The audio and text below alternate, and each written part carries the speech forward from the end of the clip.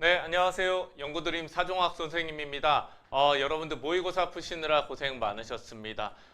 첫 번째 모의고사를 푼 소감이 아마 여러분들 뭐 어려우셨던 분들도 계실 거고 별거 아니네 뭐 이런 생각을 하신 분들도 계실 거라고 봅니다. 어찌 됐든 간에 이 문제 같은 경우에는 연세대학교 편입 논술 모의고사를 표방해서 만든 거고요. 연세대학교 문제 형태를 띠고 있다고 생각하시면 되겠습니다.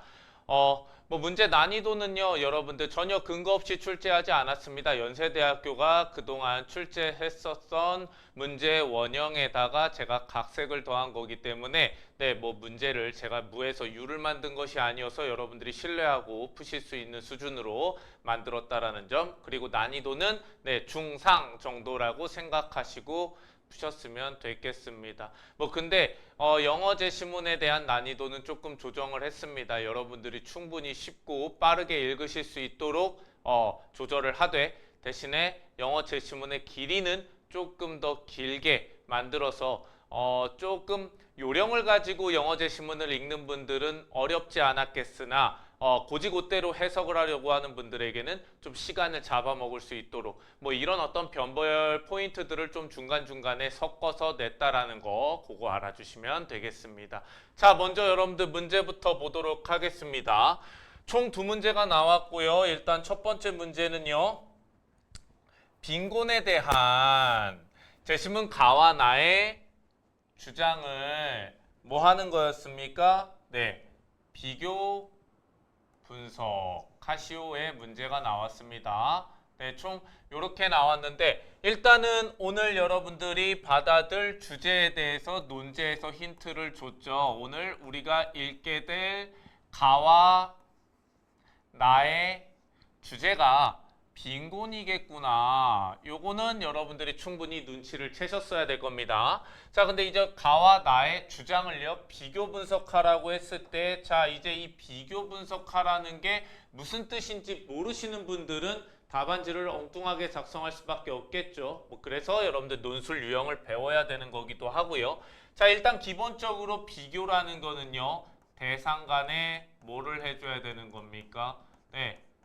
공통점과 차이점을 제시를 해줘야 되는 어떤 유형이라고 할 수 있겠죠. 그래서 여러분들의 답안지에는 제시문 가와 나의 주장을요, 차분하게 공통점과 차이점을 제시하는 어떤 형태가 되어 있어야 될 겁니다. 물론 그냥 답안지의 공통점과 차이점을 내 느낌대로 그냥 가져다가 네, 바르는 게 아니라 나름대로 체계적으로 정리해서 쓰셔야겠죠. 왜요? 논술이니까요. 논술이요. 그냥 시험도 아니고 논술이니까 논리적으로 서술하셔야 되니 체계적으로 정리해서 공통점과 차이점을 제시해 줄 수 있었어야겠죠. 자, 그리고 분석이라는 게 뭡니까? 분석이라는 건요. 대상 간의 대상을요. 자세히 나누어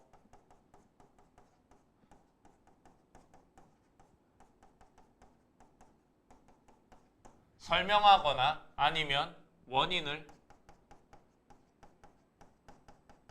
자세히 나누어 설명하거나 네, 이런 거 아니겠습니까? 자, 그래서 여러분들 비교와 더불어서 여러분들이 이 대상 간의 주장의 공통점과 차이점을 제시하고 네, 그 공통점과 차이점이 나타나는 원인까지 자세히 나누어 설명하셨으면 좋았겠습니다. 보통 연세대학교가 출제하는 어떤 비교, 분석에서는 내가 비교하고 있는 어떤 내용들을 조금 더 자세히 설명하는 방법도 있고 왜 이들이 이러한 공통점과 차이점을 갖게 되는지 그 원인을 자세히 설명하는 방법도 있기 때문에 어느 쪽으로 작성하셨었든 상관은 없습니다만은 이런 어떤 비교와 분석, 학교가 원하는 비교와 분석을 제대로 논제 유형을 이해하고 학교가 원하는 방향대로 답안지의 내용을 채워 넣으셨으면 괜찮았겠습니다. 자, 그래서 가와 나의 주장을 비교 분석하시오가 1번 문제였고요. 이거는 대표적으로 양자 비교인데 연세대학교 같은 경우에 2016년도에 네, 사회계열에서 출제를 했고 2018년도에도 사회계열에서 양자 비교를 냈었고요. 그리고 실질적으로는 2021년에도요. 네, 사자 비교였지만 사자 비교는 곧 양자 비교와 거의 같은 맥락이기 때문에 이때도 출제를 했었고요. 그리고 또 2022년에는 조금 다른 형태이기는 하지만 어쨌든 양자 비교가 출제가 됐었습니다. 네, 이렇게 많이 출제가 됐었기 때문에 물론 2023년, 24년, 25년 이렇게 연속 3년 안 나오긴 했습니다만은 연속 3년 네, 양자 비교 문제가 나오지는 않았습니다만은 어찌 됐든 간에 양자 비교는 상당히 연세대학교에서 많이 주력으로 밀고 있는 유형이기도 합니다. 또 그리고 여러분들이 좀 깊이 있는 이해가 되신다라면 양자 평가가요. 이 양자 평가가 비교와 서로 맞닿아 있는 유형이라서 비교와 평가는요 사실 서로 굉장히 맞닿아 있는 유형이라서 최근 연속 3년 동안 낸 학교의 출제 유형을 봤을 때 여전히 양자 비교가 상당히 중요한 어떤 영역을 차지하고 있다라고 생각을 해서 제가 1번 문제는 양자 비교를 출제를 했습니다. 자, 그리고 문제 2번은 뭐냐? 문제 2번은요. 대표적으로요. 연세대학교 편입 사회계열에서 출제하는 유형, 자료 유형을 여러분들한테 출제해 봤습니다. 기본적으로 제시문 라의 그림 2에 나타난 뭐를 요약하래요? 결과를 요약하고요. 라에 나타난 표 2에 그림 2에 결과를 먼저 요약하라는 겁니다. 그리고 그걸 바탕으로 이거를 전제 삼아서 자, 이 결과 요약한 걸 전제로 삼아서 이를 바탕으로 제시문 나와 다의 주장을 평가하시오. 네, 이거 양자 평가죠. 제시문 나와 다의 주장을 평가해 보시오라고 해서 네, 요즘 자주 나오는 평가 유형이요. 평가해 보시오 유형. 네, 뭐와 뭐를요? 제시문 나와 제시문 다의 주장을 평가해 보시오. 이 문제를 여러분들한테 출제를 해봤습니다. 뭐 여기서 여러분들 주목할 만한 점은요. 이런 것도 하나 주목하고 넘어갈 수 있을 것 같아요.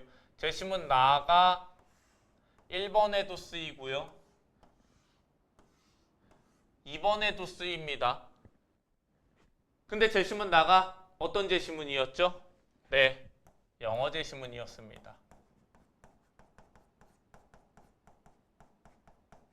연세대학교는 영어 제시문을 이런 식으로 출제해서 편입시험을 치르는 모든 학생들이 영어 제시문을 제대로 해석해내거나 네, 제대로 그 뜻을 해석만 할 뿐 이해할 수 없는 친구들은 문제를 잘 풀 수 없게끔 애시당초 1번과 2번에 영어 제시문을 알지 못하면 풀기 어렵게 출제하는 경향이 있습니다. 그래서 편입을 준비하려고 하시는 분들은 영어 제시문에 대한 대비가 제대로 되셔야 되고요.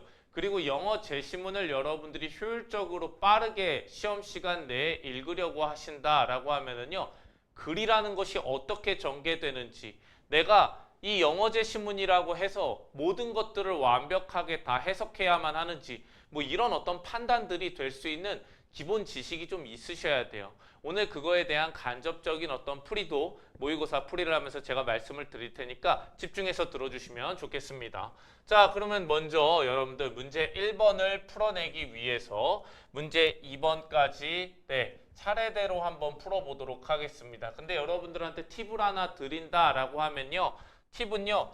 저 같은 경우에는 연세대학교 문제를 풀 때 항상 자료 먼저 보는 네, 자료를 먼저 보는 경향이 있어요. 자료를 보면 오늘 우리가 빈곤에 대해서 어떤 것을 주안점을 두고 문제를 봐야 되는지 이런 것들을 좀 예측을 할 수 있는 어떤 가능성이 좀 높아지거든요. 예측 가능성이 좀 높아지기 때문에 저는 항상 먼저 이 가제시문, 나제시문, 다제시문 이렇게 순서대로 읽어가는 게 아니라 자료를 먼저 보고 자료에서 어떤 것을 오늘 쟁점으로 삼았는가, 교수님이 어떤 것을 주안점을 두고 문제를 출제하셨는가, 이거를 좀 예측하려고 하는 경향이 있어요. 여러분들도 따라해 주시면 좋겠죠. 그래서 먼저 표를 먼저 보시는 게 좋고요. 또 하나요. 연세대학교 문제는 문제 1번과 2번이 별개의 문제가 아닙니다. 항상 연결되어 있어요. 그러니까 따로라고 생각하지 마시고 문제 1번을 푸는 이유가 문제 2번까지도 어떻게 보면은 그 함의를 가지고 문제 2번에서 더 심화된 논의를 해야 된다라는 생각을 가지고 여러분들이 접근하시는 게 좋아요. 그러니까 문제 1번과 2번이 별개로 따로따로가 아니라요. 사실 문제 1번을 푸는 이유가 문제 2번에서 더 심화적인 어떤 이야기를 논의하기 위함이다라고 생각을 해주시고 접근하시면 좋다 이겁니다. 네, 뭐 100%라는 거는 여러분들 시험에 100%라는 건 없어요. 연세대학교의 어떤 시험 경향이 1번과 2번이 별개로 노는 것이 아니라 항상 연결되는 측면이 있더라 정도로 여러분들이 생각을 해주셔야지 뭐 100%니까 올해도 100% 무조건 100% 이런 접근은 좋지 않아요. 이거는 여러분들 되게 무식한 공부 방법이고 이런 경향이 있더라 생각하면서 올해도 역시나 1번과 2번이 연결되는 경향이 있네 하면 그걸 잘 활용해서 푸시면 되는 거고 만약에 독해를 했는데 내가 먼저 문제를 풀어봤는데 올해는 1번하고 2번이 전혀 연결이 되지 않는데 뭐 그게 완전히 100% 확신이 된다라고 하시면은 네 자기 믿음대로 푸시면 됩니다. 근데 대체로 제가 학생분들한테 늘상 얘기하지만 전혀 연결이 안 되는 것 같다라는 느낌은 아마 학생 본인의 잘못된 어떤 판단일 가능성이 높다. 아예 별개로 출제하지는 않는다. 그래서 어느 정도의 어떤 연결고리를 좀 보려는 어떤 평상시에 노력이 있으면 좋겠죠. 자, 그럼 먼저 라제 신문 먼저 보도록 하겠습니다. 자, 라제 신문을 먼저 살짝 읽어볼게요. 오늘 우리가 뭐에 대해서 읽는다라고 했죠? 빈곤에 대해서요. 빈곤에 대해서 우리가 가제 신문하고 낮의 신문에도 어떤 주장을 읽을 예정이에요. 근데 어쨌든 빈곤에 대해서 뭐라고 얘기하는지 라제 신문을 먼저 보자고요. 그래서 라제 신문 보니까요. 국민의 소득 수준에 따른 국민의 소득 수준이요. 이거는 당연히 여러분들 바로 뭐랑 연결돼요? 예, 빈곤. 소득 수준이 낮으면요. 낮으면 빈곤한 거니까 뭐 이거는 뭐 어렵지 않게 이해할 수 있어요. 그거에 따른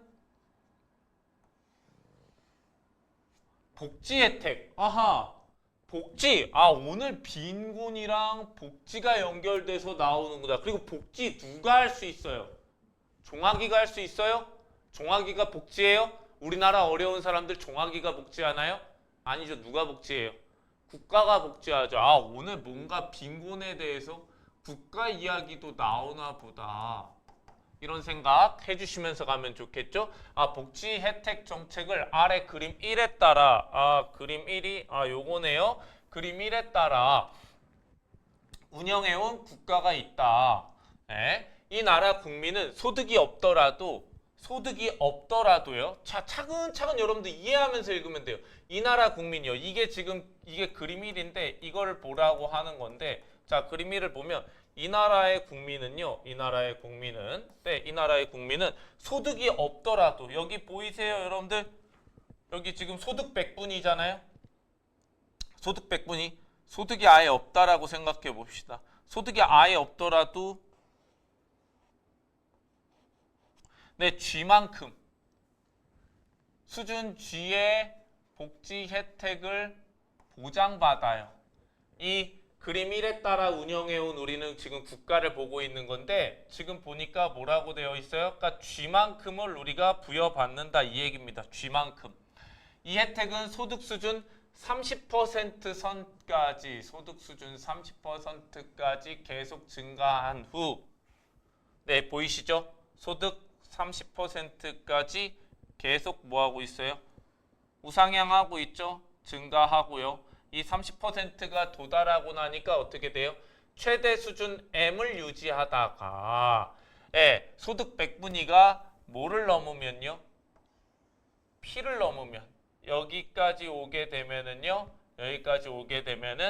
그러니까 아무것도 소득이 없어도 이만큼의 어쨌든 복지는 보장이 되고요. 이 소득 백분이 올라가면 올라갈수록 요만큼까지 최대 수준까지 복지가 유지되다가 P를 넘는 순간서부터 어떻게 돼요? 감소하여 최상위 소득자에 이르러서는 복지 혜택이 없다라고 얘기를 하고 있어요. 이 국가는 최대 수준 M은 고정시키고 국가가 처한 여건에 따라 G를 조정해 왔대요. 그러니까 이 최대 수준 M은 바꾸지 않고 요 G만 조정했다고요. G만 위로 올렸다가 내렸다가 위로 올렸다가 내렸다가 이렇게 했다라는 얘기예요. 조정을 해왔는데 G를 G처럼 노리는 봐봐요. G를 만약에 G 여기 나와 있는 이처럼 높였대요. 이 복지 수준을요. 여기까지 높였대.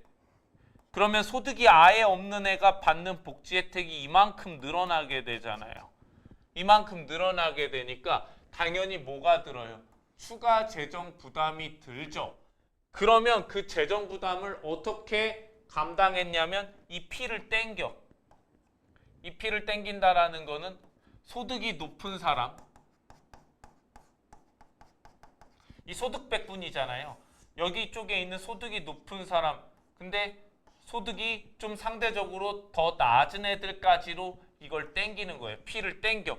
여기서 소득이 아예 없는 애들한테 더 많이 주느냐고 들어간 재정 부담을 소득이 높은 애들의 어떤 기준을 더 엄격하게 잡아서 더 이쪽으로 땡겨오는 거예요. 그러면 예를 들어서 소득 백분이 뭐 80이 P였으면은 얘를 이만큼 올리기 위해서 이젠 소득 백분이 80서부터 최대 수준을 주는 게 아니 최대 수준에서 감소하는 게 아니라 뭐 70부터 감소해 버리는 거예요. 그러면 뭐예요? 이만큼의 뭐가 남아요? 이만큼의 재정이 또 확보가. 여러분들 이거 수학 아닙니다. 그냥 간단하게 얘기해 드릴까요? 소득이 없는 사람들한테 돈을 더 주려고요. 누구의 어떤 혜택을 줄이는 거예요? 소득이 많은 사람의 혜택을 줄인다고요. 자, 수학 아니에요. 네, 또 수학이라고 착각하지 마세요. 그냥 여러분들이 쉽게 이해하면 그냥 돈 많은 사람들의 혜택 줄이고 돈 없는 사람들의 혜택을 늘린다는 거예요. 그러니까 한마디로 돈 없는 사람의 혜택을 더 높이기 위해서 돈 많은 사람의 혜택을 줄이는 방법으로 마련해 왔다 이겁니다. 뭐를요? 추가 재정 부담을요. 이해 갔죠? 어려운 거 아니에요. 막 편입은 수학이 나오는 거였구나 라는 되지도 않는 합리화 하시면 안 됩니다. 자, 그림 2는 이러한 복지 정책을 오랜 기간 운영하면서 쥐값에 따라 소득 상위 계층과 하위 계층의 노동 의욕이 어떻게 달라지는지 조사한 결과다라고 얘기를 하면서 이 쥐값이라는 건 뭐예요? 복지.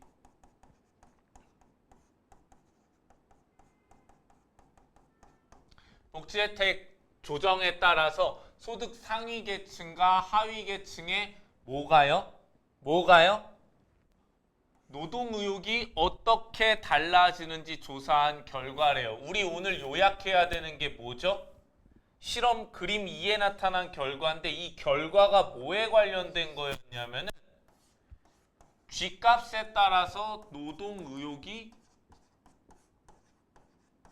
어떻게 되느냐를 요약하는 거예요. 그리고 여러분들 잘 들어보세요. 이걸 요약하는 거잖아요. 쥐값의 변화에 따라 노동 의욕이 어떻게 변화하는지를 이 그림 2를 보면 결과를 요약할 수 있다는 거잖아요. 그리고 그 결과를 가지고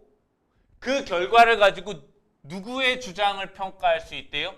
얘와 얘의 주장을 평가할 수 있대요. 여러분들 평가라는 게 뭡니까? 여러분들 손흥민이 심사위원이면 대개 여러분들은 심사받는 사람은 누구라고 생각하시겠어요? 당연히 축구와 관련된 무언가라 생각하시겠죠. 그쵸? 아닙니까? 여러분들 김연아 선수가 만약에 여러분들 심사위원장에 앉아있으면 여러분들 오늘은 뭐와 관련된 평가를 하는 날이라 생각하시겠어요? 피겨에 관련된 거겠죠. 자, 그럼 여러분들 마찬가지예요. 여기 지금 이걸 가지고 오늘 이걸 바탕으로 평가를 진행해야 되는데 이게 뭐냐?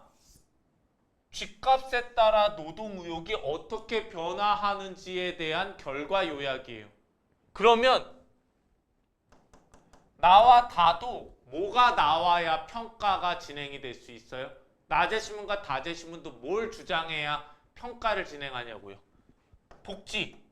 복지에 따라서 노동자의 노동 의욕이 어떻게 변화하는지에 대한 주장이 나와야 평가를 할 거 아닙니까? 이해 가십니까? 그러니까 자 보면요. 지금 여러분들한테 얘기해 드린 거를 간단하게 얘기해요. 여러분들 피겨의 전설이 평가자면 우리는 여기에 평가 대상자가 누군지는 몰라도 최소한 뭐와 관련된 얘기가 나올 거라는 걸 짐작해요. 피겨 관련된 사람이 나올 거라고 짐작을 아주 쉽게 합니다. 그쵸? 근데 여기에 지금 복지에 따라 노동의욕이 어떻게 되는지를 요약한 걸 가지고 여러분들 누군가를 평가해야 된다면 여기도 마찬가지로 뭐예요? 이 대상자에도 이 복지와 노동의욕의 관계에 대해서 뭔가 이야기를 해야지만 뭐가 진행이 될 수 있어요? 평가가 진행이 될 수 있겠죠. 그러면 최소한 제시문 나와 다에는 뭐와 관련된 내용이 있겠다라고 여러분들 짐작할 수 있어요. 아, 나와 다는 복지에 따라서 노동의욕이 어떻게 되는지에 대한 무언가 주장이 담겨 있겠구나. 이 생각을 여러분들이 하셔야지 뭐 한 거예요? 굉장히 타당한 어떤 접근을 하시는 거겠죠. 맞습니까? 그쵸? 네. 아무래도 그렇게 하셔야지 타당한 어떤 접근이 될 수 있겠죠. 그래서 제가 여러분들 또 이런 걸 얘기해 드리는 겁니다. 뭐냐면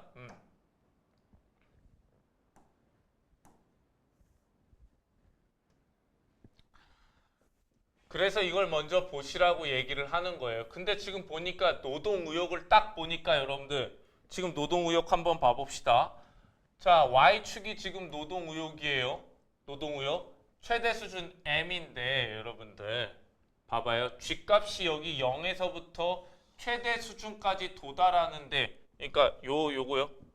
요 과정을 말하는 겁니다. 지금 우린 요 과정을 지금 보고 있는 거예요. 최대 수준이요. 최대 수준까지 도달하는 거예요. 도달하는 건데 자 이게 상위 계층이고 이게 하위 계층이에요. 이 점선이. 자 여길 쭉 그어볼게요.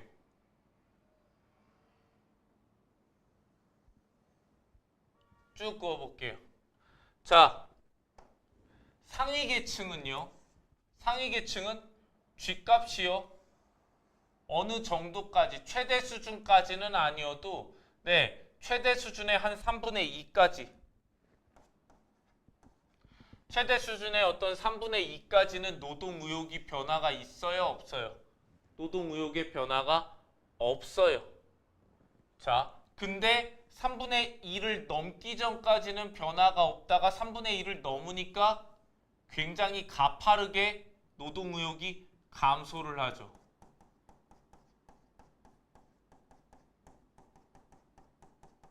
맞습니까? 근데 하위 계층은 어때요? G값, 복지 혜택이 높아지면 높아질수록 우상향하죠. 뭐가요? 노동의욕이 우상향해요.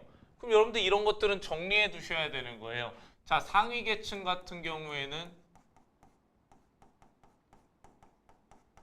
3분의 2 이전과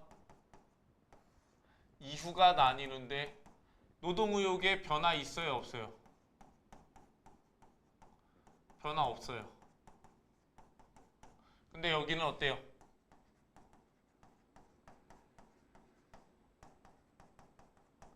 노동의욕 변화하고요. 심지어 굉장히 어때요? 가파른.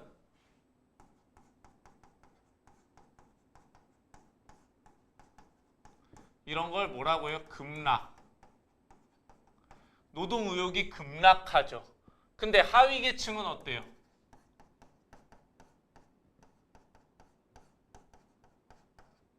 하위 계층. 하위 계층은 3분의 2 이전에는 어떻게 됩니까? 노동의욕이 상승해요.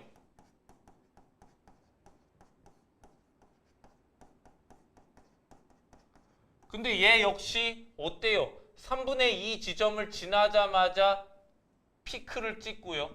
노동의욕이 피크를 찍고요. 노동의욕이 피크를 찍고 완만한 하락을 해요.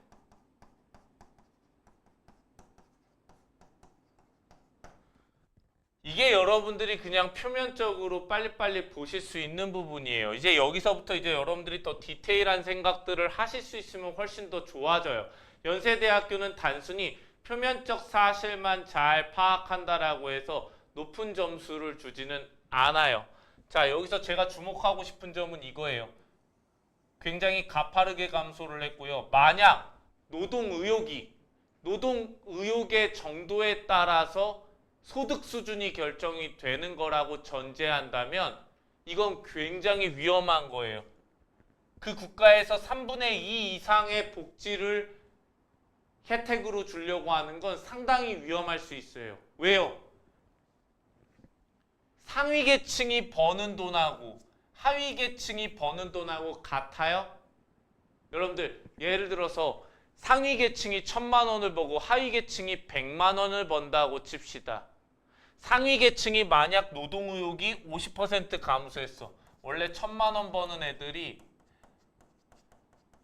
노동의욕이 50% 감소했어. 근데 노동의욕이 감소한 만큼 소득 수준도 감소한다고 전제하면 얘네들은 500만 원만 벌게 되는 거예요. 이게 왜 위험한 건 줄 아세요? 얘는 애시당초 숫자가 너무 크기 때문에 이 노동의욕 감소하는 게 굉장히 위태로워요. 왜? 국가는 뭐로부터 조세를 걷어요? 벌어들인 소득을 가지고 거기에다가 조세를 걷잖아요. 지나치게 상위 계층이 노동의욕이 감소하면요. 소득도 감소하게 되고 거둘 수 있는 조세도 감소하게 되고 조세가 감소한다라는 거는 복지도 불가능해진다라는 뜻이에요. 무슨 얘기인지 아세요? 게다가 여러분들 더 특이한 건 뭐냐면 이 하위 계층은요. 신기하게도요. 복지 혜택을 최대로 주려고 해도 그 최대에 도달하기 전에 피크, 게다가 누구보다 낮은 애시당초 상위 계층보다도 낮은 노동의욕을 가진 상태에서 피크를 찍고 하락하게 돼요. 노동의욕이. 참 신기하죠. 아무 복지 혜택도 사실은 받지 못하는 상류 계층은 최대 수준이 되지는 않았지만 어느 정도 복지를 줄 때에는 자기 자신의 어떤 노동의욕에 전혀 영향을 받지 않는데 이 하위 계층들은 복지를 주면 줄수록 노동의욕을 조금 갖다가 최대 수준에 도달하기도 전에 노동의욕의 피크를 찍고 오히려 복지의 최대 수준에 도달할 때쯤에는 노동의욕이 다시 꺾이는 모습을 보이게 돼요. 그러니까 어쨌든 간에 둘 다 특이한 거는 둘 다 어쨌든 간에 복지를 최대 수준으로 줘서는 좋을 일이 없어요. 복지 최대 수준은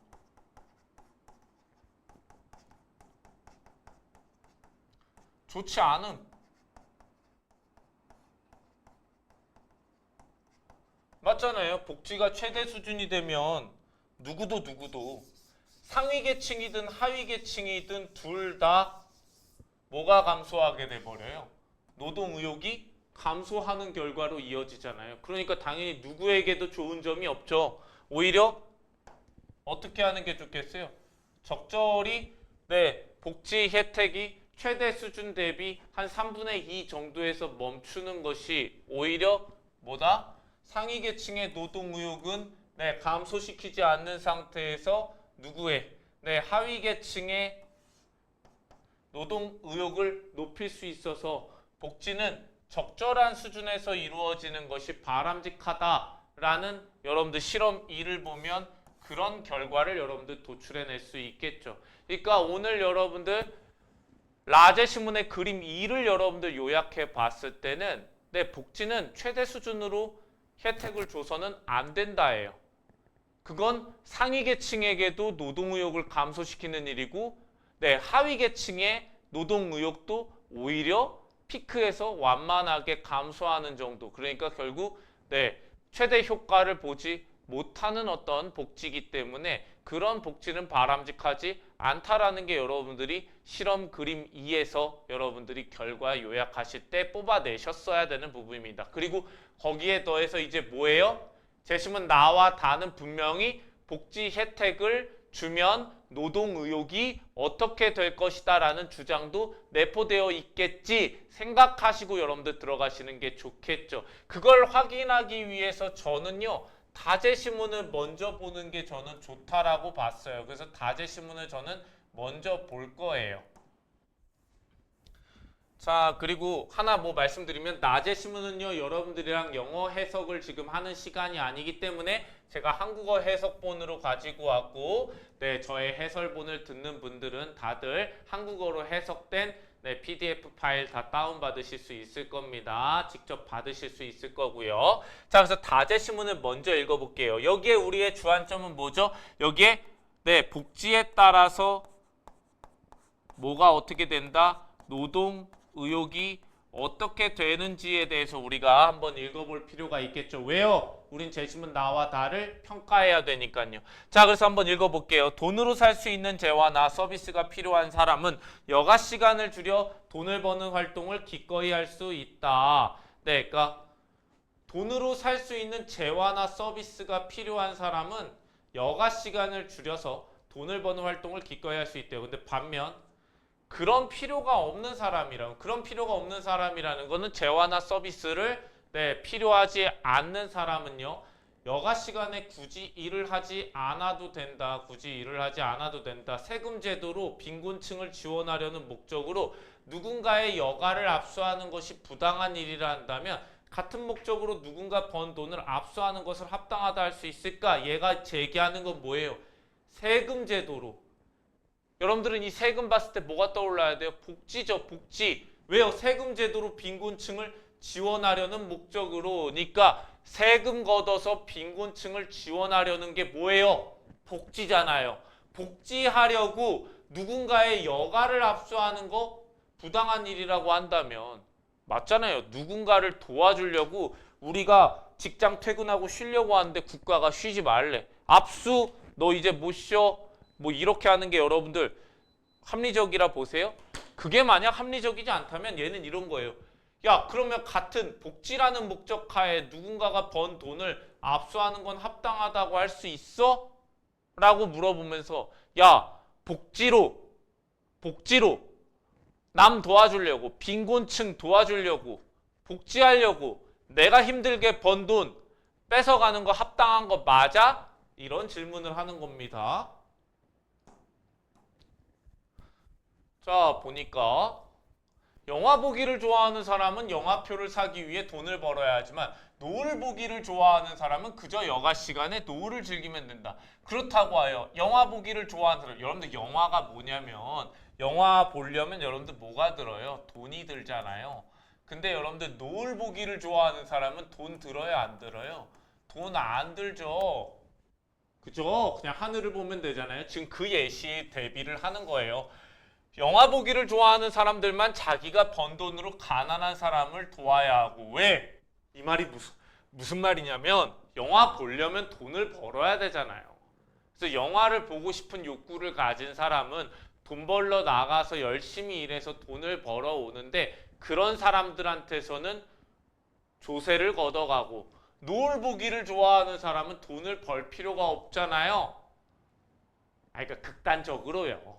그래서 노을 보기를 좋아하는 사람은 돈을 벌 필요가 없잖아. 돈을 벌 필요가 없으니까 돈을 안 버니까 당연히 뭐예요? 네, 빈곤층을 도와줄 필요가 없겠죠. 그래서 네, 번 돈으로 가난한 사람도 아니고 노을 보기를 좋아하는 사람들은 그런 의무가 없다고 할 수 있겠는가? 배분론자들의 논의는 추가적 복지요. 에? 복지를 하려는 사람들의 논의는 추가적인 노동 없이도 쾌락을 얻을 수 있는 사람은 염두에 두지 않은 채 쾌락을 위해 더 일하고 그에 따라 돈을 버는 사람들에게만 또 다른 부담을 가중시키고 있다. 어째서 비물질적이거나 비소비적 욕망을 추구하는 일은 별다른 방해를 받지 않아도 되는 반면 자신의 욕망이 물질적인 것과 관련되어 있어 더 일하고자 하는 사람들만 제약을 받아야 하는가? 이런 제약은 더 일하여 더 많은 돈을 벌고자 하는 사람의 노동 의욕을 감소시키진 않을까라고 얘기를 하면서 뭐라고 얘기해요? 얘는 뭘 우려하는 거예요? 복지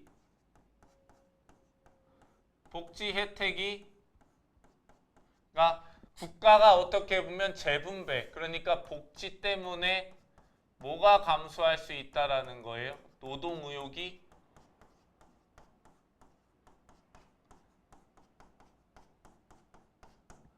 의욕이 감소할 수 있다라는 거죠. 맞죠? 복지 때문에 노동 의욕이 감소할 수 있다라는 겁니다. 복지 때문에 노동 의욕이 감소할 수 있다. 복지 때문에 노동 의욕이 감소할 수 있다라고 얘기를 하고 있어요. 특히 뭐요?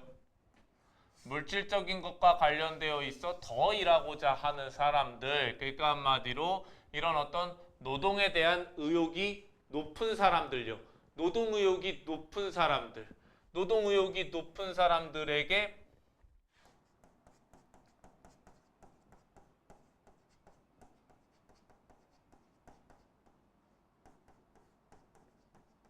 이 높은 사람들을 어떻게 할 수 있다라는 겁니까? 이 복지가 노동 의욕이 높은 사람을 감소시킬 수 있다라는 얘기를 하고 있는 거죠.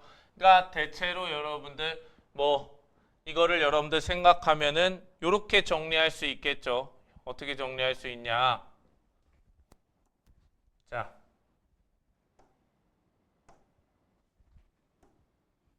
자, 가보면요.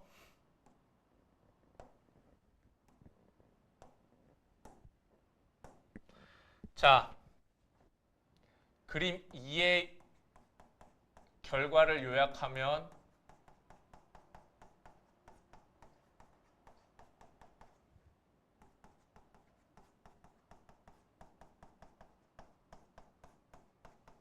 최대 복지는 위험하다예요. 적절한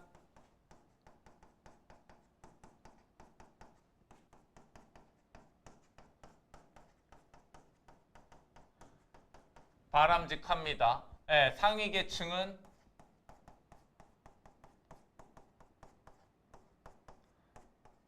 (3분의 2를) 넘어가면 노동의욕이 감소해요.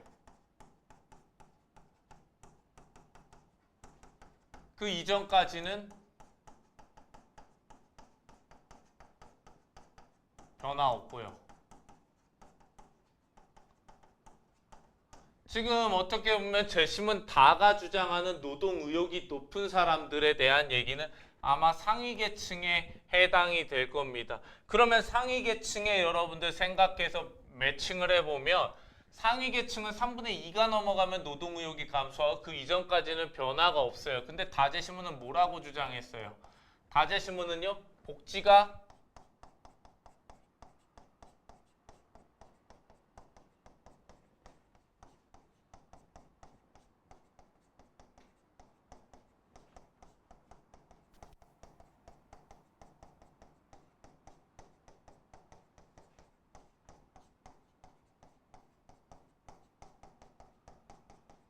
감소시킨다라고 주장을 했죠. 근데 이거는 절반은 맞고 절반은 틀린 거죠. 그래서 얘를 만약에 이 그림 2가 만약에 여러분들 그림 2가요.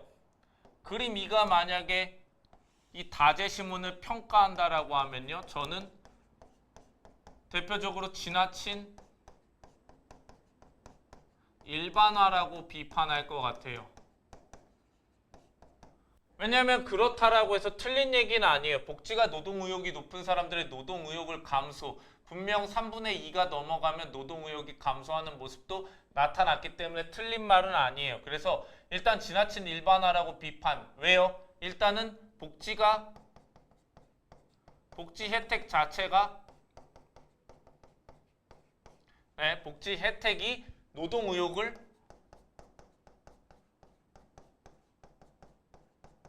무조건 감소시키진 않아.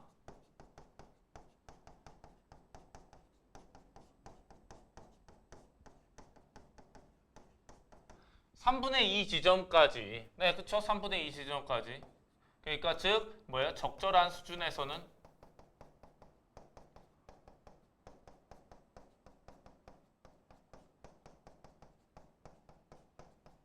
네, 노동 의욕 높은 사람들의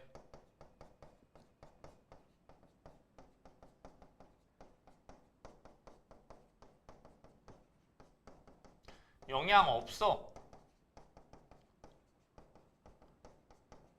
다만 뭐가 있어요? 다만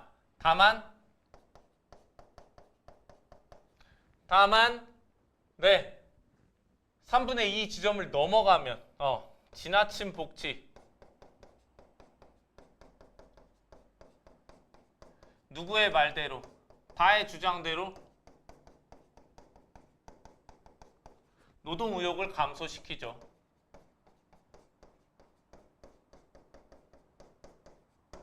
그쵸? 근데 여기다가 여러분들이 조금 더 센스 있게 덧붙이려면 이는 분명 문제가 맞아요.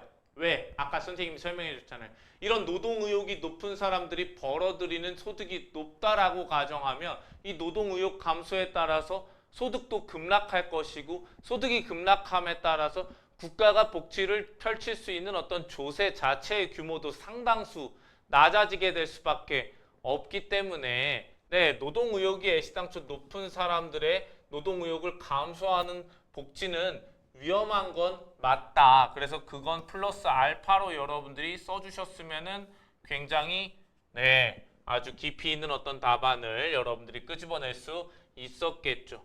자, 그래서 여러분들 다제시문이 이런 내용이에요. 역시나 뭐가 나왔어요? 역시나 복지 혜택에 따라서 노동 의욕이 어떻게 되는지에 대한 내용이 나와 버렸네요. 그럼 이제 낮의 시문을 여러분들이 읽어볼 필요가 있는데 근데 가와 나를 또 양자 비교해야 되잖아요. 그래서 여기서는 여러분들 선택이야. 낮의 시문이 대략적으로 이런 내용이 나올 거라는 게 분명하기 때문에 난 이제 영어 제시문을 읽을래 하시는 분들은 영어 제시문을 읽어도 되고요. 아니야, 난 그래도 자신이 없어. 그럼 가제시문 먼저 읽으셔도 돼요. 뭐부터 읽는다라고 해서 문제되지는 않아요. 이 정도의 시점에서는요. 자, 그러면 저는 그렇지만 한국어 제시문이 훨씬 더 능숙하신 분들을 위해서 가제시문을 먼저 읽도록 할게요. 가제시문은 과연 빈곤에 대해서 뭐라고 얘기하고 있나? 우린 빈곤에 대해서 읽는 거니까요. 자, 읽어보면요. 총 두 문단으로 구성이 되어 있네요. 그쵸? 로봇으로 그리고 보편적 기본소득은 자 로봇으로 대표되는 기술 발전으로 인해가 뭐예요? 원인이라는 거잖아요. 뭐가 원인이요? 기술 발전이 원인이고요. 이걸로 인해서 전통적인 고용 구조가 재편되고 이런 걸 간단하게 얘기하면 사회 구조가 어떻게 됐다라고 보면 돼요. 변화가 되고 있다라고 보시면 되겠죠. 사회 구조가 변화가 되고 소득 격차가 심화될 것으로 그쵸? 사회 구조가 변화됨에 따라서 뭐요? 빈곤도 심화된다라는 얘기겠죠. 소득 격차가 심화된다라는 얘기는 절대적인 어떤 소득 규모의 어떤 격차도 의미하겠지만은 상대적인 어떤 소득 격차도 얘기하는 거겠죠. 그러면 빈곤이 절대적, 상대적 빈곤이 심화될 수 있는 거겠죠. 자, 될 것으로 예상된다.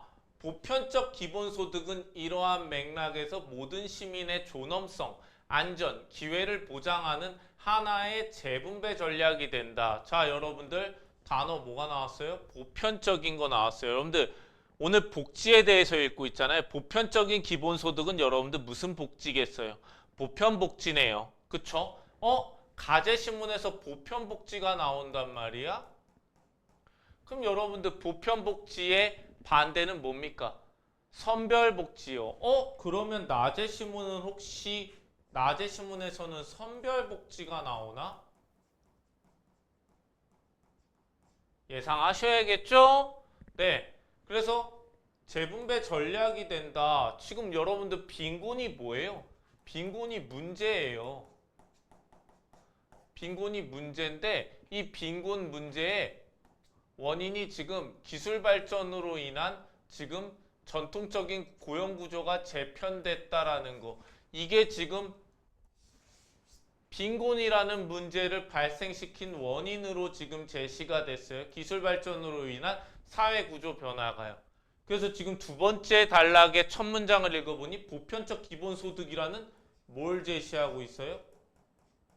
해결책을 제시하고 있네요. 오늘 양자비교 혹시 빈곤 문제의 원인과 해결책을 내가 찾아서 서로 비교하는 건가? 생각을 딱 해주셨으면 좋았겠죠. 한번 읽어볼게요. 사람들이 하는 일의 상당 부분을 로봇이 대신하여. 이거는 기술 발전으로 인한 일이네요. 우리 사회는 심각한 일자리 부족, 고용 구조가 지금 재편되는 거에 대한 구체적 얘기.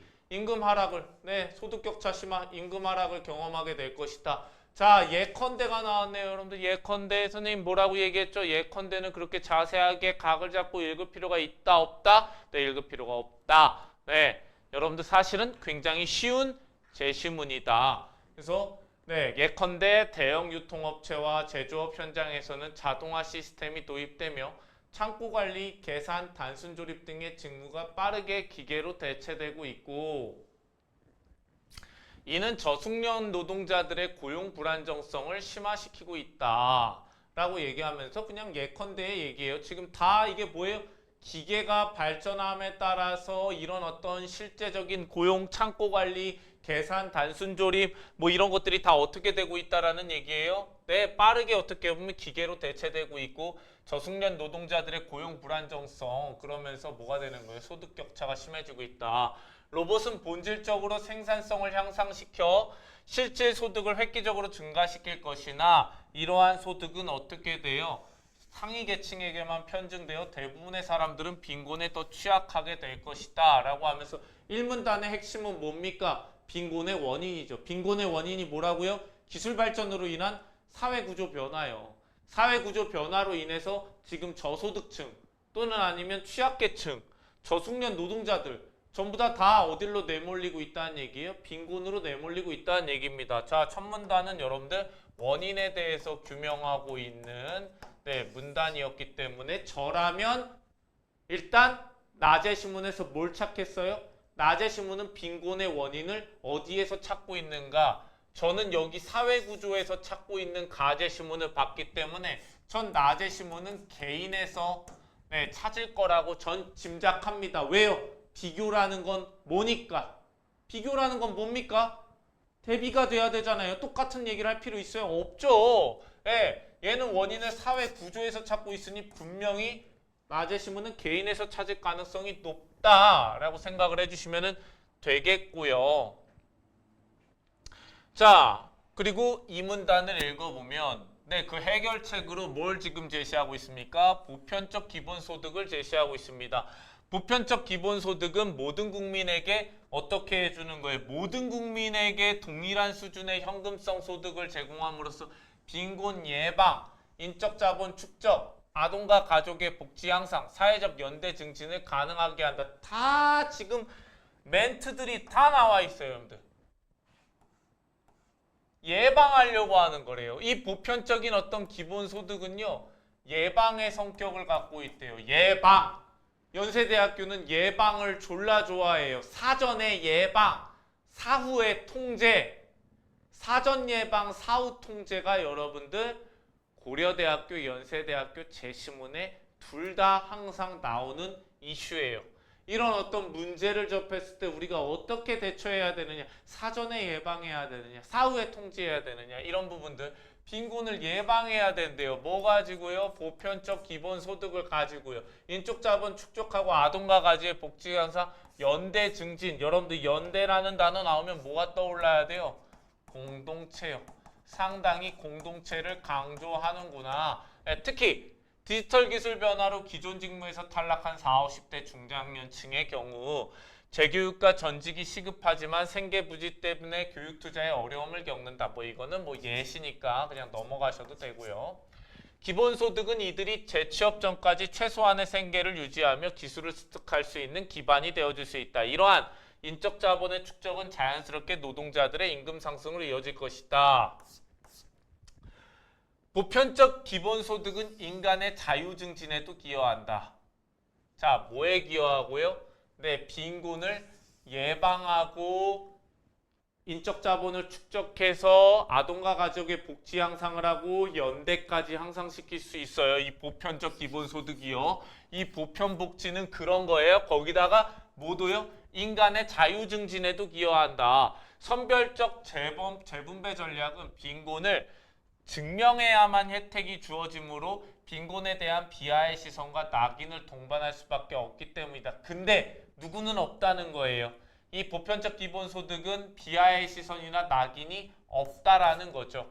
기본소득은 개인이 굴욕적으로 자신의 빈곤을 드러내지 않아도 되며 생존을 위해 감당하기 어려운 노동 조건을 수용하지도 않아도 되는 선택지를 제공함으로써 시민에게 선택 가능한 삶이라는 실질적 자유를 부여한다라고 얘기하면서 네, 보편적인 어떤 복지의 장점이 크게 몇 가지예요? 두 가지예요. 첫 번째는 뭐예요? 빈곤을 예방할 수 있다라는 거. 두 번째 뭐예요? 네, 인간의 자유 증진, 실질적인 어떤 자유를 보장할 수 있다라는 게 지금 가제신문의 핵심 내용이에요. 자, 그럼 여러분들 가제신문 지금 정리하면요, 여러분들. 자, 가제신문을 정리해 볼게요. 가제신문 정리하면 가제신문 지금 포인트가 뭐예요? 가제신문의 포인트. 가제신문의 포인트는 지금 가제신문의 포인트는 빈곤이라는 거는 분명 뭐예요? 사회 문제예요. 빈곤의 의미요. 예. 빈곤의 의미. 사회 문제예요. 근데 그 빈곤의 원인을 뭘로 봐요? 사회 구조의 변화로 봐요. 그래서 빈곤의 해결 방법을 뭘로 봅니까? 해결 방법은 네, 보편복지요.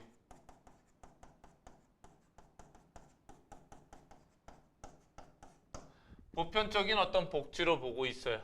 그러면 저는 낮의 신문은 심플하다고 생각해요. 낮의 신문은 저는 네, 분명히 낮에 뭔가 좀 색깔이 좀 그런데. 네, 낮의 신문은요. 낮의 신문은 빈곤의 의미. 얘도 마찬가지로 여기에 빈곤의 의미가 있을 거고요. 빈곤의 원인이 있을 거고 빈곤의 해결 방법이 소개가 될 겁니다. 자, 특히나 저는 해결 방법에서 이 보편적 복지가 나왔기 때문에 여기는 선택, 그쵸? 선별 복지가 나올 거라고 생각을 해요. 그리고 우리는 지금 그림 2 가지고 지금 이번 문제에서 낮의 신문 평가해야 되는데 이 복지 얘기 나올 때 저는 분명히 이 선별 복지가 뭔가 필요하다는 얘기를 하면서 분명 노동의욕과 관련된 이야기를 분명히 할 거라고 생각을 해야 된다고 봐요. 뭐 실제로도 나오지만요. 그 원인은 당연히 여러분들 여기서 사회를 짚었으니까 여기서 분명히 개인에다가 책임을 누를 가능성이 높고 빈곤의 의미는 뭐 똑같이 사회 문제라고 볼지 아니면 다른 걸지는 읽어봐야지 알겠죠. 근데 어쨌든 간에 이렇게 여러분들 딱 왁구를 짜놓게 되면은 여러분들이 답안지 쓰는 거는 어렵지 않겠죠. 자, 그래서 볼게요. 일단은 보겠습니다. 자, 낮의 신문을 한번 보겠습니다. 자, 모든 빈곤은 사실상 어느 정도는 도덕적. 자, 모든 빈곤은 빈곤은 다 빈궁이라고 했네. 다 빈궁은 뭐라고 하는 거예요? 사실상 어느 정도는 도덕적 범죄다. 도덕적 범죄다. 빈궁한 사람들은 자신의 상황을 개선하기 위한 선택을 해야 하며 빈궁에서 벗어나기 위한 충분한 노력을 기울일 책임이 있다라고 얘기하면서 누구에게 지금 책임을 물어요? 네, 사람들, 개개인, 누구요? 빈곤한 사람들에게 책임을 물어요. 지금 아까 가제시문 같은 경우는 사람들이 왜 빈곤해졌어요? 사회 구조 변화 때문에요. 기술 발전해서 사회 구조가 변화했기 때문에 그래서 빈곤해졌다고 봤는데 얘 같은 경우에 시작부터 도덕적인 moral failing 맞죠? 실패다고 도덕적인 실패다. 빈곤한 사람들은 자기 상황을 개선하기 위해서 노력해야 된다. 맞죠? sufficient effort 나오잖아요. 그쵸? sufficient effort라고 나오잖아요. 그쵸? to escape it. 그쵸? to escape it이라고 해서 그 빈곤으로부터 탈출하기 위해서 충분한 노력을 해야 된다. 맞죠? 자, 여기서 예컨대 나왔는데 여러분들이 정말 예컨대의 뜻을 잘 알고 있다면 간략하게 읽으셨겠죠. 그죠? 네, 우리 연구드림에서 배우시는 분들이라면 예컨대가 나왔을 때 간략하게 읽었을 거라고 생각합니다. 자, 예컨대 생계를 이어가기 어려운 상황이라도 자녀 교육이나 생계형 일자리를 포기하지 않고 꾸준히 시도해야 하며 불필요한 지출을 줄이고 자립을 위한 최소한의 계획을 세우는 노력이 요구됩니다. 뭐 여기도 또 다른 가정 한 예로 한 가정은 정부의 생계급여를 받으면서도 외식과 쇼핑을 반복하여 결국 지출이 수입을 초과했고 이로 인해 지원이 삭감된 사례도 있었습니다. 이러한 태도는 성실히 일하며 자립하려는 사람들에게 불공정함을 초래합니다. 하면서 이 빈곤이라는 것은 개인의 행위에 있다. 자, 이렇게 생계를 이어가기 어려운 상황이라면 지출을 줄이고 자립을 위한 최소한 계획을 세워야 되는데 정부의 생계급여를 받으면서도 외식과 쇼핑을 반복하여 이런 것들 다 이게 뭘 지적하는 거예요?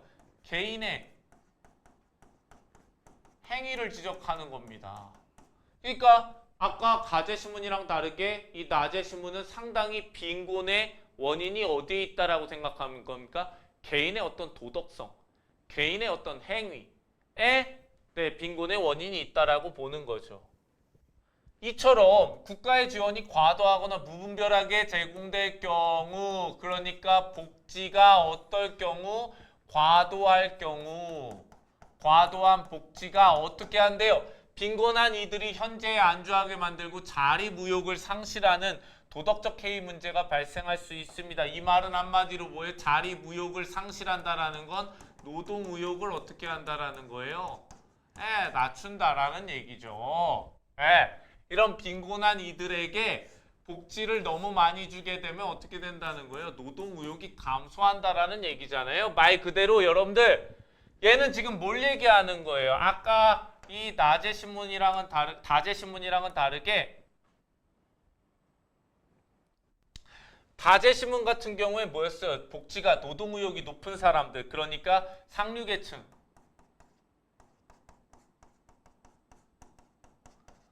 노동의욕을 감소시킨다고 했는데 이제 나제신문은 뭘 주장하는 거예요? 나제신문은 여러분들 나제신문 같은 경우엔 이걸 주장하고 있는 거죠. 이제 나제신문 같은 경우에는 복지가 누구를 하위계층에 노동의욕을 어떻게 한다?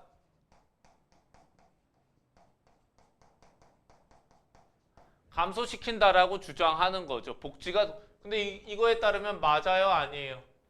이거에 따르면 맞아요, 아니에요? 맞지 않죠, 여러분들. 왜 맞지 않아요? 왜 맞지 않냐면 여러분들 같이 봤잖아. 상위계층도 그렇지만 하위계층 어땠어요? 여기다가 또 하위계층 써드릴게요. 하위계층은 어땠어요? 복지 혜택이 최대 수준의 3분의 2까지는 우상향했죠. 그렇지만 최대 수치 오히려 뭐예요? 감소했죠. 그러니까 복지가 하위 계층의 노동 의욕을 감소시킨다라는 말은 맞아야 틀려요? 틀려요. 얘도 역시 근데 얘 말이 아예 틀린 건 아니죠. 왜요? 최대 수준에선 오히려 감소했기 때문에 얘 역시 뭐예요? 일반화하고 있다. 지나치게 일반화한다라는 비판을 할 수 있죠. 누구의 입장에서요? 이 그림 2의 결과에 따르면 재심은 나의 주장도 역시 지나치게 일반화하고 있다라는 비판을 할 수 있죠. 물론 뭐예요? 물론 하위 계층이 복지가 최대 수준에 이르게 되면 노동 의욕이 감소한다라는 거. 그 측면에서는 분명 맞는 측면이 있어요. 근데 낮의 신문은 더 틀린 게 뭐냐면 어찌됐든 여러분들 봐봐요. 왜 틀렸는지 봐봐요. 결정적으로 여러분들이 더 디테일하게 쓰려면 이런 말을 써주면 너무 멋있게 되지. 어떤 말이냐면 여러분들 봐봐. 어쨌든 하위 계층의 팩트는 뭔 줄 알아요, 여러분들? 하위 계층의 팩트는 뭐가 됐든 최대 수준에서 감소하긴 하잖아요. 근데 어찌됐든 복지를 주기만 하면 어쨌든 간에 하위 계층은 노동 의욕이 상승해 안 해? 복지가 없는 것보다 무조건 있으면 뭐가 됐든 안 주는 것보다 나아 안 나아? 낫지. 어찌됐든 낮의 신문의 주장은 그래서 틀린 거야. 복지가 노동 의욕을 감소시키지 않아. 자립 의욕을 상실시키지 않아. 오히려 자립 의욕을 어쨌든 복지가 없을 때보단 높여. 물론 당연히 과도한 복지는 낮의 신문이 말하는 대로 오히려 자립 의욕을 상실시킬 수도 있지만 적절한 어떤 복지 또는 아니면 그래 아씨 몰라 난 최대 수준 줄 거야 해도 아예 없었던 때보다는 노동 의욕이 높을 수 있다고요. 자 그러면 여러분들 또 내 말 듣고 나서 그러네. 그럼 어쨌든 낮의 신문은 그냥 무조건 틀린 거네 라고 생각할 수도 있지만 그건 또 아니야. 왠 줄 알아요? 제가 아까 말했잖아요. 최대 수준이 되면 누구는요? 이 상위 계층은 노동 의욕이 완전 팍싹 죽게 되고 하위 계층은 어쨌든 노동 의욕이 꺾일진 몰라도 어쨌든 꽤 높은 노동 의욕이지만 여전히 뭐예요? 노동 의욕이 최초에 높았었던 상위 계층보다도 모자른 수치고 만약 제가 아까도 말했던 전제 노동 의욕에 따라서 소득을 벌어들이는 거라면 하위 계층의 어떤 소득 수준은 상당히 상위 계층에 비해서 낮을 것이고 그런 낮은 사람들의 노동의욕 상승에 따라서 소득이 높아진다고 해봐야 여러분들 100만 원에서 내가 노동의욕이 80% 올랐어. 그럼 180만 원 되는 거야. 근데 1000만 원 벌던 애가 노동의욕이 반으로 깎였어. 500만 원이 되는 거야. 여러분들 많이 오르는 거랑 상위 계층의 노동 의욕이 감소하는 거랑은 아예 여러분들 그 나라의 어떤 재정의 위험성의 정도가 달라요. 상위 계층이 떨어지는 건 굉장히 위험한 거고 하위 계층은 어느 정도 오르기만 하면 되는 것이지 자립의 의욕만 가지면 되는 것이지 얘네들을 애시당초 최초보다 그래도 높잖아. 야 복지 최대 수준으로 주면 어쨌든 하위 계층 최초보다는 어쨌든 노동 의욕 높아지는 거 아니야? 이러면 안 된다고요. 이 그림만 봤을 때 위험한 거죠. 얘가 이만큼 돼봐야 뭐 얼마나 된다고요. 그 대신에 이만큼 오게 되면 상위 계층은 이만큼 떨어지게 되는데 당연히 낮의 신문이 말하는 대로 아예 틀린 말은 아닙니다만은 노동 의욕이 감소한다라는 게 그렇지만은 어쨌든 이 표를 봤을 때는 어쨌든 제로보다는 높아지기 때문에 이 낮의 신문의 주장이 적절하다라고 얘기를 할 수는 없고요. 그럼에도 불구하고 어쨌든 피크를 찍고 최대 수준의 복지에서는 자립 의욕을 약간 상실하는 모습을 보였기 때문에 낮의 신문의 어떤 주장도 완전히 틀리다라고 말을 할 수는 없다.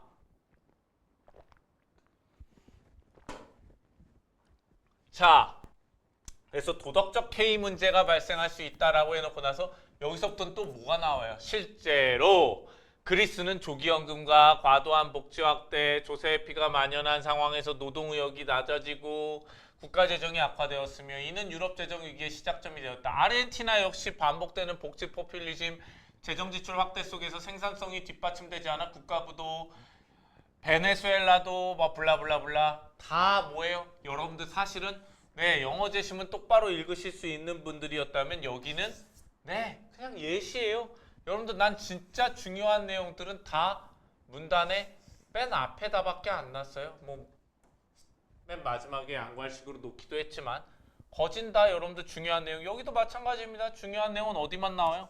처음에만 나와요. 그렇게 국가의 원조를 받는 빈궁한 가족의 생활은 뭐만 이루어져야 돼요? 최소한의 신체적 생존이 가능한 수준.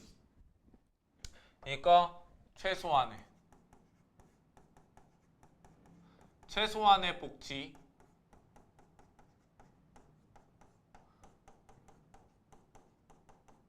선별적인 어떤 복지.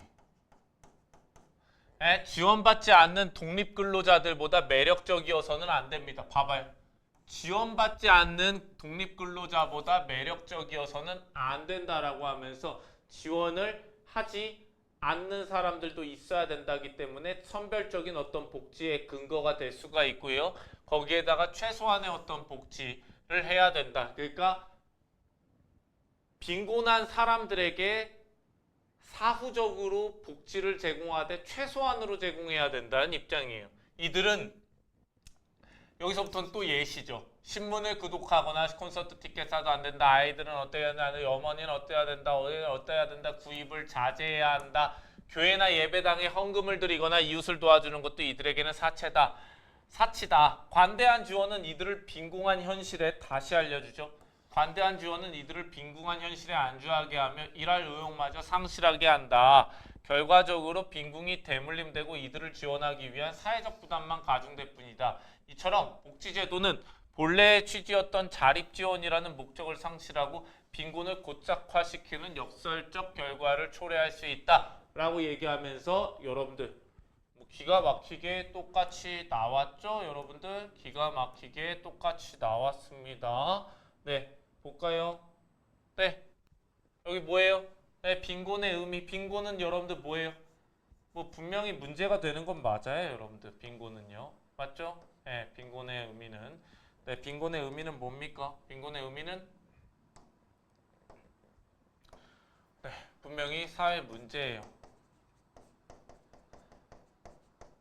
그래서 저는 얘네 둘이 빈곤의 의미가 공통점이라고 보고요. 이 빈곤의 원인과 해결 방법 얘네 둘을 뭘로 봅니까? 차이점의 어떤 기준으로 보고 답안지를 썼으면 됐다라고 생각이 됩니다. 자, 그리고 두 번째도 마찬가지요. 여기도 말했죠. 낮의 신문은 복지가 하위계층의 노동 의욕을 감소시킨다라고 했는데 사실상으로는 전적으로 맞는 얘기는 아니죠. 틀린 얘기죠. 사실상으로는 노동 의욕을 어떻게 해요? 증가시키죠. 하지만 뭐 물론 당연히 지나친 복지 어떻게 보면 지나친 복지가 하위계층의 자리무욕을 상실시킨다라는 거는 어느 정도 맞는 얘기긴 하죠. 왜냐하면 복지가 최대 수준 M까지 도달하게 되면은 분명히 하위계층은 노동의욕 상승보다는 하락하는 완만한 어떤 하락하는 모습을 보이고 있기 때문에 낮의 신문의 주장이 완전히 틀렸다라고 말할 수는 없겠죠.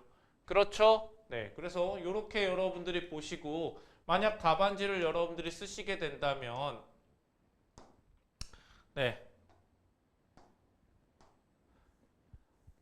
답안지는 이런 느낌으로 작성을 하셨으면 됐을 겁니다. 네, 답안지는 자 여러분들 보시면은요 제가 간단하게만 얘기할게요. 답안지는 여러분들 스스로 읽어보십시오. 제시문 가와 나는 빈곤이 심각한 사회 문제라는 관점을 공유한다. 이게 공통점 서술한 거고요.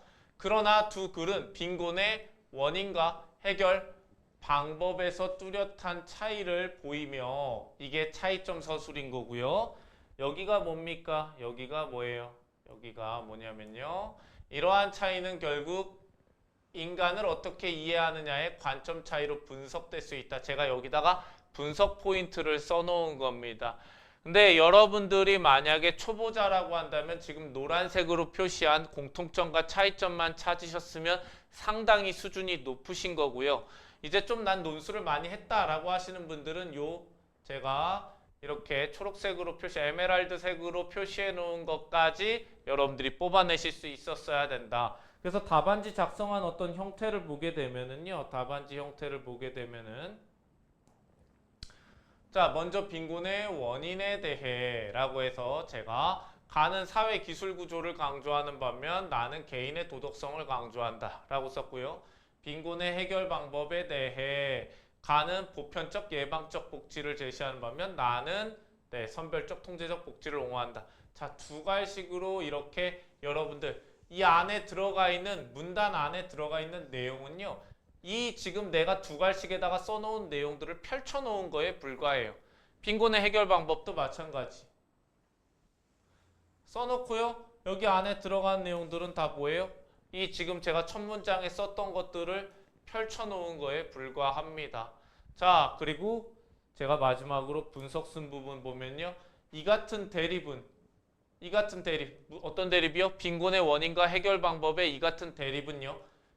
결정론적 또는 자유의지론적 인간관에서 비롯된다라고 해서 제가 나름의 분석을 결정론과 자유의지를 갖고 해놨는데요. 요건 여러분들이 한번 읽어보시고요. 요건 마지막 결론입니다. 근데 결론은요, 여러분들 쓰실 수 있으면 쓰시는 거고 쓸 자신이 없으면 안 쓰셔도 사실은 논술에서는 큰 디메리트가 되지는 않으니까 여러분들 뭐 그거는 걱정 안 하셔도 돼요. 만약에 결론을 쓰기가 애매하다 하시는 분들은 생략하셔도 돼요. 물론 저는 결론을 쓰려고 1200자 어느 정도에 맞춰서 이렇게 간단하게 썼는데요. 결론을 여러분들 쓰시게 된다면 이런 것들 써주시면 좋겠죠. 이런 것들이 훨씬 더 느낌은 있겠죠. 가는 구조적 위험에 대응하는 연대 중심의 보편 복지를 나는 행위 책임을 전제로 한 절제 중심의 선별 복지를 강조한다. 이게 뭐냐면 연대 중심이라는 게 공동체 중심이고요. 행위 책임을 전제로 절제 중심이라는 건 행위라는 건 뭐예요? 개인의 행위. 절제 누가 하는 거예요? 개인이. 여긴 뭐예요? 구조적인 위험이 사회. 연대 중심의 뭐예요? 공동체. 이렇게 나오는 거죠. 그쵸? 이해 가시죠? 그래서 여기도 마찬가지로 뭐 뒤에 얘기들을 써놓은 거고요. 이번 답안도 마찬가지입니다. 제가 두 갈식으로 제시문 라의 그림 2의 결과는 고복지가 노동의욕을 저하시킨다는 것이다. 제가 그림 2를 딱 통틀어서 보니까 이게 메인이었어요. 결론적으로 라의 그림 2가 우리에게 알려주는 어떤 현실은 고복지는 좋지 않다는 거예요. 왜? 상위 계층과 하위 계층의 노동 의욕을 모두 감소시켜 버리니까요. 그렇죠? 그래서 이걸 메인으로 써놓은 거고요. 이를 토대로라고 해서 여기도 마찬가지 두 갈씩 제시문 나의 주장은 고복지 영역에서는 타당하지만 적정복지의 촉진 효과를 무시한 과도한 일반화라는 한계를 가진다고 평가된다. 평가 어떻게 할 건지 두 갈식으로 빵! 그리고 제시문 다의 주장도 고복지 영역에서는 타당하지만 마찬가지로 과도한 일반화라는 한계를 가진다고 평가된다라고 해서 두 갈식으로 빵 쓰고 그런 다음에 요 안에는 뭐예요? 여러분들이 읽어보시면 알겠지만 요 두 갈식으로 써놓은 것들을 다 밑에서 풀어놓은 거고요. 여기도 마찬가지로 간단한 결론. 따라서 재분배 설계자는 하위 계층의 자립 요인을 살리면서도 상위 계층의 급격한 의욕 하락을 방지할 수 있는 적정 수준의 복지 구간을 찾아야 할 것이다. 이렇게 여러분들 마무리하면 좋았겠죠. 자, 그래서 여러분들 답안지까지 여러분들에게 다 제공을 하고 제가 어떤 식으로 읽어야 되고 어떻게 접근하는지까지 다 해설을 해드렸기 때문에 해설을 토대로 여러분들이 답안지를 읽어보시면서 이렇게 답안지를 작성했으면 좋았겠구나 생각하시면 되고요. 사실 연세대학교 답안은요. 이게 뭐 최종적인 어떤 컨펌을 가지고 있는 어떤 답안이라고 보기는 어렵습니다. 특히 그림 2 같은 경우에는요. 제 눈에는 보이는 것들이 더 많아요. 그래서 사실 더 디테일하게 사실은 쓰고 밑에다가 더 많은 어떤 디테일한 평가를 할 수 있는데 일단 여러분들한테 가장 노멀하게 볼 수 있는 어떤 기준을 여러분들에게 제시했고 그걸 가지고 가장 노멀하게 평가하려고 노력을 했습니다. 근데 기본적으로 여러분들이 이제 알아두셔야 되는 거 저랑 같이 공부를 안 하시는 분들 역시 알아두셔야 되는 건 연세대학교 같은 경우엔 평가가요. 상당히 다면적으로 이루어져요. 그래서 뭐 일방적으로 긍정적 평가를 한다든지 아니면 일방적으로 부정적 평가를 하는 게 아니라 최대한 양면 평가, 최소한 긍정과 부정을 모두 다 담으려고 노력을 하셔야 되고 그 이상의 어떤 다면적인 어떤 평가가 가능하다라고 하면 다면적인 어떤 평가를 하려고 노력을 하셔야 될 겁니다. 물론 당연히 논리적으로 귀결이 잘 되려면 여기에 내가 평가할 수 있는 기준이 다 담겨 있어야 여기에서 평가를 할 수 있겠죠. 마치 여러분들 평가를 할 때 평가 기준에도 없었던 걸 가지고 여러분들 심사를 받으면 여러분들 기분 좋겠습니까? 기분 안 좋겠죠. 그러니까 그 말입니다. 여러분들이 평가를 여기에다가 디테일하게 쓰고 싶으면 여기 첫 문단에 이 라의 그림 2의 결과를 요약할 때 평가 기준을 당연히 꼼꼼하게 요약을 하셨어야 된다는 얘기입니다. 무슨 말인지 아시겠죠? 네, 좋습니다. 네, 그래서 여러분들 답안지와 그리고 간단한 해설까지 여러분들에게 제공을 해드렸습니다. 여러분들 중에서는 재밌고 즐겁게 그리고 쉽게 잘 푸신 분들도 계실 거고 생각보다 어렵네 뭐 이렇게 어려워 하신 분들도 계실 겁니다. 근데 여러분들 연세대학교 편입 논술이요. 네, 지금 보시다시피 이것보다 뭐 과도하게 어렵거나 이것보다 과도하게 쉽거나 뭐 이렇지 않아요. 이 정도의 수준을 기준으로 두고 내가 할 수 있겠다 없겠다 이것만 여러분들 가늠하시고 접근하시면 되겠습니다. 네, 여러분들 오늘 참여해 주셔서 감사하고요. 계속 열심히 공부하셔서 올해 연세대학교 편입에 반드시 성공하시기를 바라겠습니다. 네, 지금까지 연고드림 사종학 선생님이었습니다. 감사합니다.